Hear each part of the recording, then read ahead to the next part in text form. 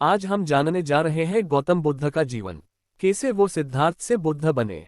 तो चलिए देखते हैं आगे। गौतम बुद्ध का जन्म ईसा से 563 साल पहले जब कपिलवस्तु की महारानी महामाया देवी अपने नहर देवदह जा रही थी तो रास्ते में लुम्बिनी वन में हुआ।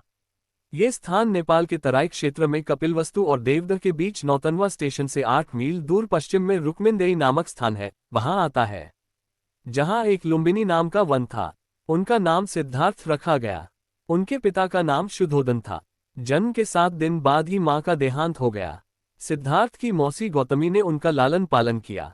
सिद्धार्थ ने गुरु विश्वामित्र के पास वेद और उपनिषद तो पढ़े ही, राजकाज और युद्ध विद्या की भी शिक्षा ली। कुश्ती, घुड़दौड़, तीर कमान, रथ हाँकने में कोई उसकी बराबरी नहीं कर पाता। सिद्धार्थ के मन में बचपन से ही करुणा भरी थी। उनसे किसी भी प्राणी का दुख नहीं देखा जाता था। ये बात इन उदाहरणों से स्पष्ट भी होती है। घुड़दौड़ में जब घोड़े दौड़ते और उनके मुंह से झाग निकलने लगता तब सिद्धार्थ उन्हें थका जानकर वहीं रोक देते और जीती हुई बाजी हार जाते थे।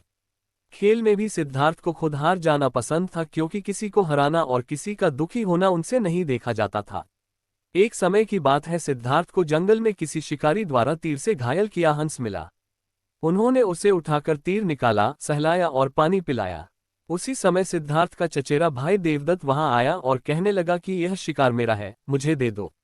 सिद्धार्थ ने हंस देने से मना कर दिया और कहा कि तुम तो इस हंस को मार रहे थे, मैंने इसे बचाया है। अब तुम ही बताओ कि इस पर मारने वाले का हक होना चाहिए कि बचाने वाले का।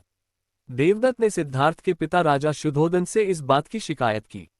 शुद्धोदन ने सिद्धार्थ से कहा कि यह हंस तुम देवदत्त को क्यों नहीं दे देते, आखिर तीर तो उसी ने चलाया था। इस पर सिद्धार्थ ने कहा, पिताजी, ये तो बताइए कि आकाश में उड़ने वाले इस बेकसूर हंस पर तीर चलाने का उसे क्या अधिकार था। हंस ने देवदत्त का क्या बिगाड़ा था, फिर उसने तीर क्यों चलाया, क्यों इसे घायल किया। मुझसे इस प्राणी का दुख देखा नहीं गया, इसलिए मैंने तीर निकालकर इसकी सेवा की, इसके प्राण बचाए। हक तो इस पर मेरा ही होना चाहिए। राजा शुद्धोदन को सिद्धार्थ की बात जंच गई। उन्होंने कहा कि ठीक है, तुम्हारा कहना, मारने वाले से बचाने वाला ही बड़ा है, इस पर तुम्हारा ही हक है। शाक्य वंश में जन्मे सिद्धार्थ का 16 वर्ष की उम्र में दंडपाणि शाक्य की कन्या यशोधरा के साथ हुआ। राजा शुद्धोदन ने सिद्धार्थ के लिए भोग विलास का भरपूर प्रबंध कर दिया।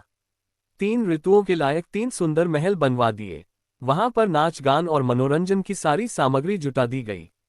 दास दासी उनकी सेवा में रख दिए गए, पर यह सब चीजें सिद्धार्थ को संसार से बांधकर नहीं रख सकी। आगे की कहानी सुनने के लिए हमारे चैनल को सब्सक्राइब करें, साथ ही बेल आइकन को भी प्रेस करें, जिससे आपको सभी प्रकार की मोटिवेशन और ज्ञान वाली वीडियो जल्द ही देखने को मिल जाए।